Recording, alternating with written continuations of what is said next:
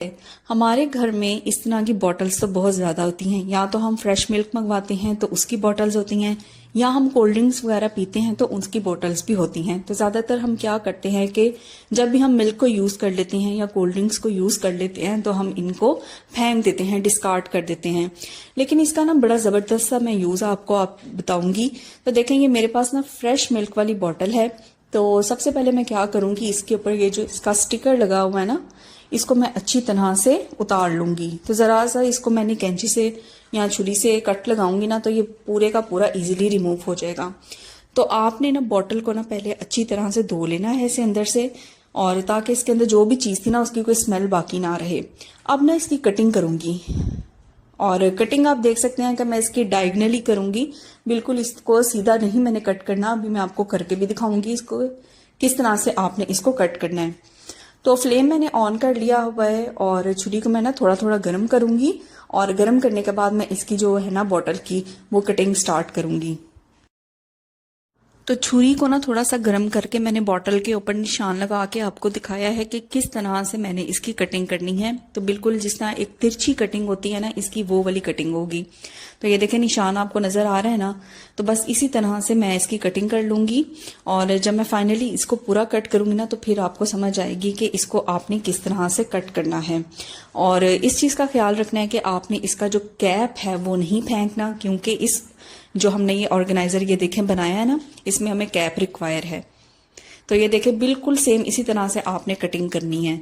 तो ये जो नीचे वाला पोर्शन है ना, इसको मैं डिस्कार्ड नहीं करूंगी, इसको मैं किसी और पर्पस के लिए यूज करूंगी। आज जो मैं आपको यूज बताने लगी हूं ना, ये ऊपर वाले पार्ट का है।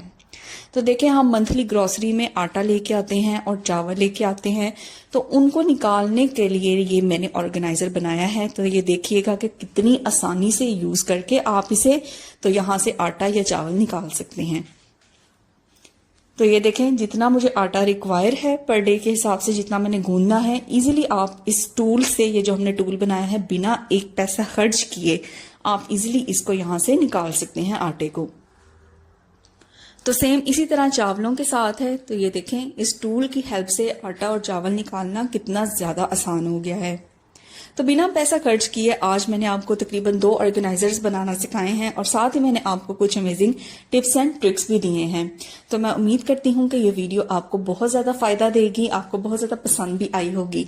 तो अगर आप मेरे चैनल पे नए हैं तो वीडियो को लाइक किए बगैर अपने फीमेल्स घरों में बहुत ज्यादा बैंगल्स पहनती हैं, चाहे बड़ी फीमेल्स हो या छोटी बच्चियां हो। अक्सर जो चूड़ियां हैं या बैंगल्स हैं वो इस तरह की आती हैं जिनके ऊपर एक पारा सा लगा होता है, ग्लिटर लगा होता है। हम शौक में वो चूड़ियां पहन तो लेते हैं, लेकिन क्या होता है कि उनका जो पारा है या ग्लिटर है वो उतर के या तो हमारे हाथों पे, फेस पे लगता रहता है, या हमारे कपड़ों के साथ भी अड़ जाता है। तो इस मसले को हल करने के लिए आपने क्या यूज करना है, आपने यूज करना है जी नेल पेंट। नेल पेंट आपने कौन सा यूज करना है, जो टॉप कोट के लिए हम प्लेन या clear transparent nail polish use करते हैं, वो हम लोगों ने यहाँ पे इस्तेमाल करनी है। तो सिंपली हम करेंगे क्या, एक एक बैंगल लेंगे और जो टॉप कोट है, जो प्लेन नेल पॉलिश है, वो डिप करेंगे और पूरी बैंगल्स के ऊपर इस तरह से हम लगाते जाएंगे। ये नेल पेंट ट्रांसपेरेंट होता है, इसलिए आपकी चूड़ियों को इससे कोई भी कलर नहीं मिलेगा। और सेकंड बेनिफिट इसका ये होगा कि जो ग्लिटर है वो स्टिक कर जाएगा चूड़ियों के साथ ही, और वो उतरेगा नहीं, आपकी स्किन पे नहीं लगेगा, और ना ही आपके जो कपड़े हैं उनके साथ अटकेगा। तो इसी तरह से ये देखिए मैंने आपके सामने सैंपल के तौर पे 3 बैंगल्स रखी हैं। आपके पास जितनी भी ग्लिटर्स वाली जो बैंगल्स हैं उनको पहनने से पहले एक दफा आप इस तरह से नेल पेंट के साथ उसे कोट कर लेंगे, तो आपका ये मसला मुकम्मल तौर पे हल हो जाएगा। एक चीज जो आपने यहाँ पे ख्याल रखना है वो ये रखना है कि नेल पॉलिश आपने ये ट्रांसपेरेंट वाली ही यूज करनी है, जो हम टॉप कोट के लिए या शाइन के लिए यूज करते हैं। ये आपकी बैंगल्स को एक शाइन भी देगी। तो उम्मीद करती हूँ कि ये टिप आपको बहुत ज्यादा हेल्प करेगा और बहुत ज्यादा आपकी लाइफ को आसान बना देगा। तो चलिए देखते हैं जी आज की नेक्स्ट टिप। तो ऐसा मसाला बॉक्स तो आजकल हर घर में पाया जाता है, चाहे वो प्लास्टिक का हो चाहे वो स्टील का हो। ये बहुत ही कन्वीनियंट रहता है क्योंकि सारे जो स्पाइसेस हैं वो एक साथ एक ही बॉक्स में हमें मिल जाते हैं।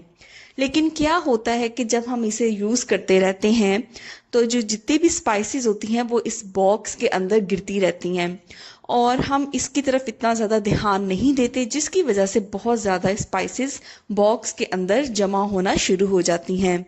तो मैं क्या करूँगी, आपको एक बहुत ही आसान सा ट्रिक बताऊँगी और टिप बताऊँगी जिससे आप अपने मसाला बॉक्स को बहुत ही नीट एंड क्लीन लुक भी दे सकते हैं।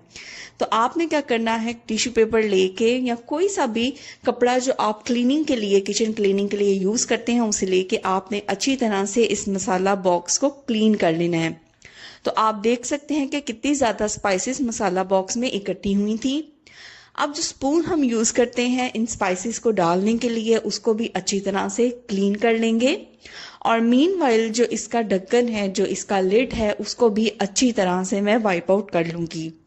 आप चाहें तो इसको अच्छी तरह से स्पंज से वॉश भी कर सकते हैं। तो बस बॉक्स की अच्छी तरह से मैंने क्लीनिंग कर ली है। तो आप देख सकते हैं कि टिश्यू के ऊपर कितना ज़्यादा जो गंध है स्पाइसेस का वो लगा हुआ है। अब मैं क्या करूँगी, इस मसाला बॉक्स को नीट एंड क्लीन लुक देने के लिए टिश्यू पेपर का यूज़ करूँगी। जो किचन के अंदर हम वाइपिंग के लिए टिश्यू पेपर यूज़ करते हैं, उसी टिश्यू पेपर का मैं यूज़ करूँगी यहाँ पे। तो जितने भी साइज़ का है आपका मसाला बॉक्स, आपने उतने साइज़ का टिश्यू पेपर ले लेना है और मसाला बॉक्स की बेस के ऊपर अच्छी तरह से हमने टिश्यू पेपर को फिक्स कर देना है। अब जितने भी मेरे छोटे कंटेनर्स हैं या जार्स हैं जिसके अंदर स्पाइसेस हैं, उनको एक एक करके मैं इस टिश्यू पेपर के ऊपर रखती जाऊंगी। तो इससे क्या होगा कि जब भी हम कुकिंग करते हुए स्पाइसेस का यूज़ करेंगे तो स्पाइसेस मसाला बॉक्स के अंदर गिरने के बजाय टिश्यू पेपर के ऊपर गिरेंगी। और इसका एक फ़ायदा ये होगा कि हम या तो इसको इजीली आफ्टर 1 वीक और 2 वीक्स हम टिश्यू पेपर को रिमूव कर सकते हैं, और अगर बहुत ज़्यादा गंदा नहीं है तो इसको हम जस्ट झाड़ के भी यूज़ कर सकते हैं और दोबारा इसी टिश्यू पेपर का इस्तेमाल कर सकते हैं। तो देखिएगा कि ये ट्रिक आपके किचन को कितनी नीट एंड क्लीन लुक देगा। तो मैं उम्मीद करती हूँ कि आपको ये ट्रिक ज़रूर पसंद आएगा। तो चलते हैं जी नेक्स्ट टिप की तरफ, जो कि आपके किचन को मज़ीद अच्छी लुक देगा और उसके अंदर आपका भी बेनिफिट है। किचन में कुकिंग करते हुए या बर्तन धोते हुए हम लोग ग्लव्स का यूज़ करते हैं। तो ग्लव्स दो तरह के होते हैं, एक तो प्लास्टिक फॉर्म में आते हैं और एक रबर फॉर्म में आते हैं। तो आपने देखा होगा कि जो रबर फॉर्म में ग्लव्स आते हैं, जब हम उनको पहनने की कोशिश करते हैं तो अक्सर औकात वो अच्छी तरह से हाथ के ऊपर नहीं चढ़ते, फिक्स नहीं होते, अड़ते हैं। तो एक बार ना मैं आपके सामने डेमो भी करके दिखा देती हूँ कि मेरे पास जो ग्लव्स हैं ना, ये रबर वाले ग्लव्स हैं। तो देखिए मैं जब इसको हाथ पे पहनने की कोशिश कर रही हूँ ना, तो ये बहुत ज़्यादा ना रेजिस्ट करते हैं, रेजिस्टेंस क्रिएट होती है, जिसकी वजह से अच्छी तरह से हम इसे पहन नहीं पाते। तो हमने क्या यूज़ करना है जी, हमने यूज़ करना है घर में ही मौजूद टेल्कम पाउडर।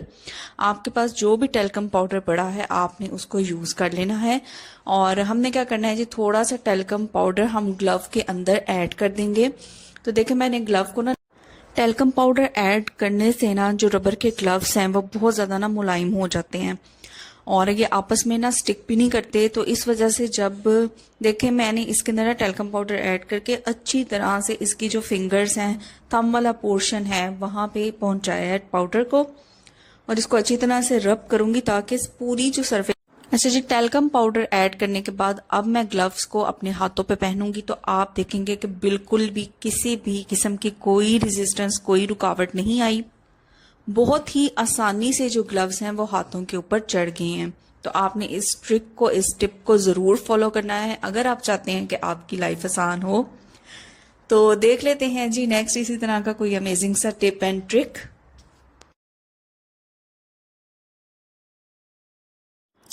परफ्यूम का यूज़ तो हर घर में होता है, कोई भी फंक्शन आए, शादी हो, ईद हो, तो हम लोग परफ्यूम का यूज़ ज़रूर करते हैं और करना भी चाहिए ताकि हमारे से अच्छी सी खुशबू आती रहे। अगर हम चाहते हैं कि हमारे जो परफ्यूम है वो लॉन्ग लास्टिंग रहे, उसकी जो खुशबू है वो ज़्यादा देर तक आती रहे, तो उसके लिए आपने इस ट्रिक को फॉलो करना है। आपने क्या करना है, आपके घर में मौजूद जो भी वैसलीन है, अगर आपके पास वो थिक वाली वैसलीन है तो वो ज़्यादा बेटर है, अगर नहीं तो जो लोशन फॉर्म में वैसलीन आती है आप उसका भी यूज़ कर सकते हैं। सिंपल आपने करना क्या है कि हमारे बॉडी के वो एरियाज जहाँ पे हम परफ्यूम को लगाएं तो वो लॉन्ग लास्टिंग इफेक्ट देते हैं, वहां पे आपने थोड़ी सी वैसलीन लगा लेनी है। जैसे मैंने अपने हाथ के नीचे वाले हिस्से में थोड़ी सी वैसलीन लगाई है और उसको अच्छी तरह से रब कर देना है। उसके बाद आपने क्या करना है, अपना कोई सा भी फेवरेट परफ्यूम ले लेना है और वो उसके ऊपर स्प्रे कर देना है। आप नोट करेंगे कि बहुत ही ज़्यादा लॉन्ग लास्टिंग इफेक्ट देगा ये ट्रिक, और खुशबू जो है वो पूरा दिन आपसे खुशबू आती रहेगी। इसी तरह जो हमारे कान का पीछे वाला एरिया होता है, वहां पे भी अगर हम थोड़ी सी वैसलीन लगा के परफ्यूम लगाएं तब भी वो लॉन्ग लास्टिंग इफेक्ट देगी। तो है ना ये अमेजिंग सा ट्रिक, किस तरह आपने एक वैसलीन को यूज करके आपने अपने फेवरेट परफ्यूम को लॉन्ग लास्टिंग बना दिया।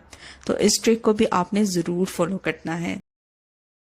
तो मैं उम्मीद करती हूँ कि आज के ये टिप्स एंड ट्रिक्स आपको बहुत ज़्यादा पसंद आए होंगे। अगर पसंद आए हैं तो वीडियो को लाइक ज़रूर करिएगा, शेयर करिएगा, कमेंट करिएगा। चैनल पे नए हैं तो चैनल को सब्सक्राइब ज़रूर कीजिएगा। बेल की जो नोटिफिकेशन है उसको भी प्रेस कीजिएगा ताकि मेरी हर आने वाली वीडियो आप तक पहुँचे। Till then take care, bye bye.